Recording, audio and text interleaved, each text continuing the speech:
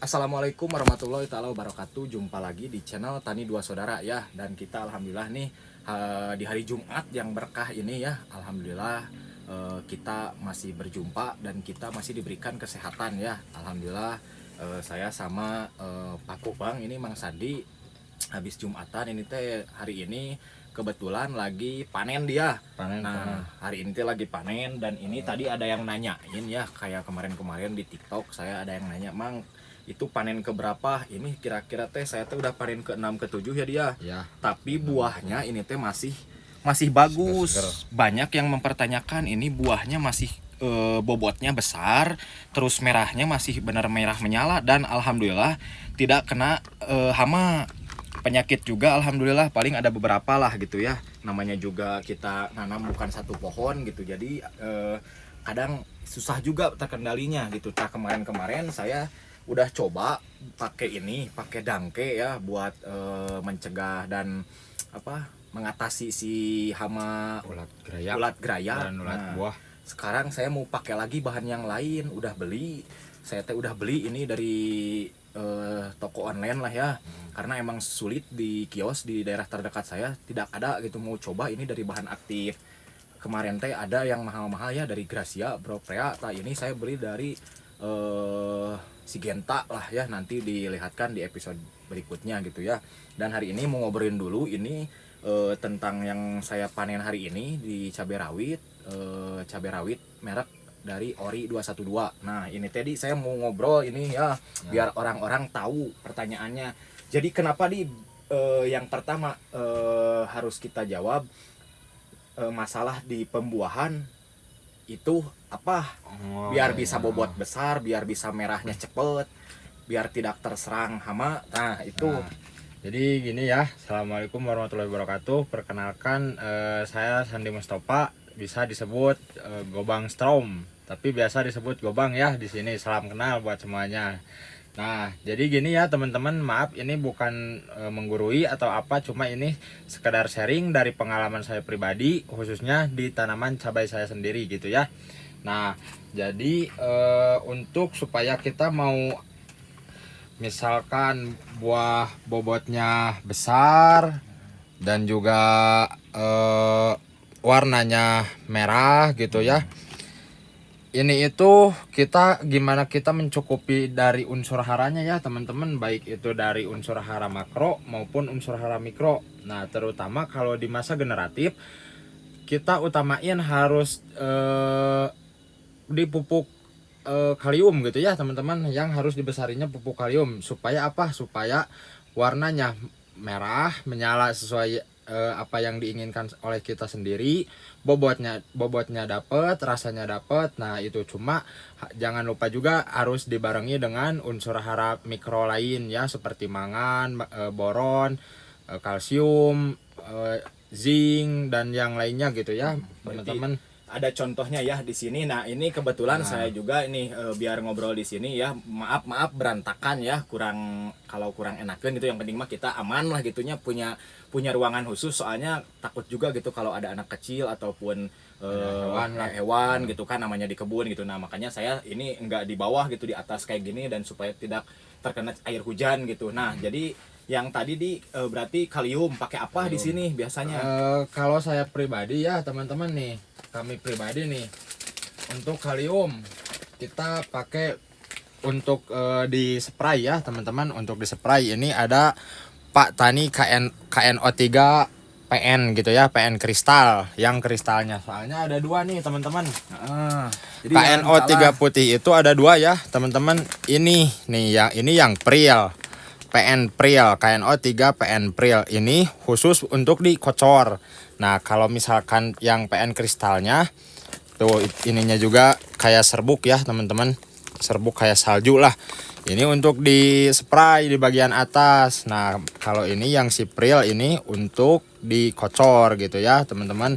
Ini bagus kandungannya 46% kaliumnya, dan juga ada unsur nitrogen tapi dalam bentuk nitrat, jadi gampang diserap tanaman sebesar 13% gitu ya teman-teman. Jadi bagus juga untuk supaya pertumbuhannya juga terus-terusan dapat gitu. Selain ke buahnya bagus, bobotnya dapet, rasanya dapet, merahnya dapet. Ini juga bagus untuk pertumbuhan ya teman-teman, karena ada unsur nitrogen gitu ya, tapi dalam bentuk nitrat gitu, jadi gak berbahaya lah. Dan ini juga gak mengandung klor ya, jadi gak berbahaya buat tanaman cabai kita. Pokoknya usahain jangan yang jangan yang mengandung klor ya teman-teman, karena berarti kalau ini mah aman gitu ya. Ini karena ini bebas dari klor, jadi aman lah buat tanaman kita gitu. Malahan bagus gitunya Ya, cuman nah untuk supaya merangsang pembungaannya, akarnya, dan juga ya buat tanaman kita juga ya.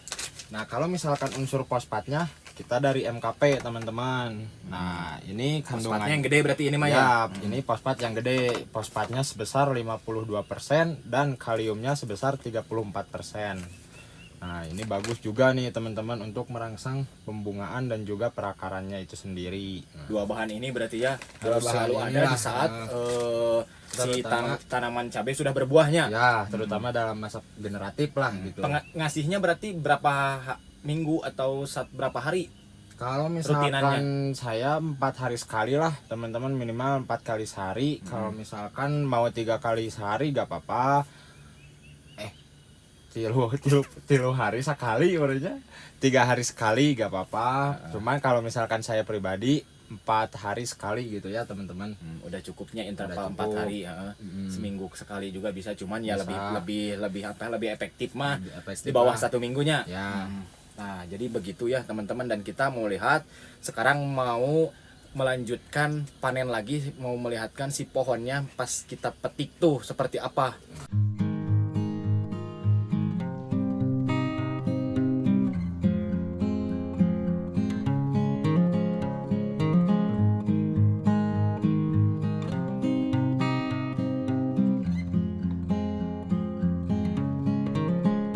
Nah jadi ini kita mau melanjutkan panen lagi karena masih sedikit, belum kita keliling ke semuanya ya. Dan alhamdulillah di sini saya tanam 2000 pohon, ini setengahnya ya dia. Ya, Ini setengahnya. setengahnya yang kita bisa dipanen karena kita tidak serentak langsung tanam barengan gitu. Nah seperti ini ya kawan, untuk melihat hasil yang tadi diobrolin sama Sandi di sini. Nah ini hasil dari proses pemberian pupuk kalium ya dia. Ya, Karena udah usia generatif, berarti ini sekarang usia di usia 130 hari kurangan lah. nah ini udah 130 130 hari ya, 130 HST ya setelah dari penanaman. Alhamdulillah petikan ke-6 ke-7 ini masih stabil dia. stabil alhamdulillah, meskipun digempur terus-terusan hujan ya Nah, kesini teman-teman. udah ada hujan, Di daerah sini udah terus-terusan hujan hampir tiap hari, bahkan sekarang juga cuaca agak mendung juga ya. Mudah-mudahan kita keburu lah gitu ya. Alhamdulillah. Nah jadi gitu teman-teman ya, semoga bermanfaat. Saya tidak bisa berpanjang lebar ya. Kalau misalkan ada yang ditanyakan yang kurang dipahami, tinggal nanti komentar aja di kolom komentar di ya. bawah ya, kolom Atau komentar. enggak bisa menghubungi, bisa ngobrol, berbincang-bincang, sharing-sharing ke TikTok saya di Andri CL atau ke Gobang Strom ya. Nanti tinggal dikabarin aja, misal mau belajar ataupun apa, sama-sama lah kita juga masih belajar gitu. Jadi mohon maaf bila ada kata-kata yang kurang dimengerti. Pokoknya videonya dicukupkan sekian. Terima kasih yang menonton sampai selesai. Semoga kalian semua disehatkan dan juga dilancarkan setiap urusannya. Jadi teman-teman ya, untuk kesimpulannya itu sendiri, kita harus memberikan dari unsur hara mikro lainnya juga ya teman-teman, dari seperti boron, kalsium, magnesium, dan yang lainnya untuk supaya memaksimalkan ke tanaman itu sendiri gitu ya. Nah mudah-mudahan video ini bermanfaat. Jikalau bermanfaat, jangan lupa like, comment, and subscribe ya teman-teman. Salam satu Salam satu mulsa, mulsa, salam salam baju baju basah basah. ya dari petani Indonesia, petani Bandung. Ya. Semangat!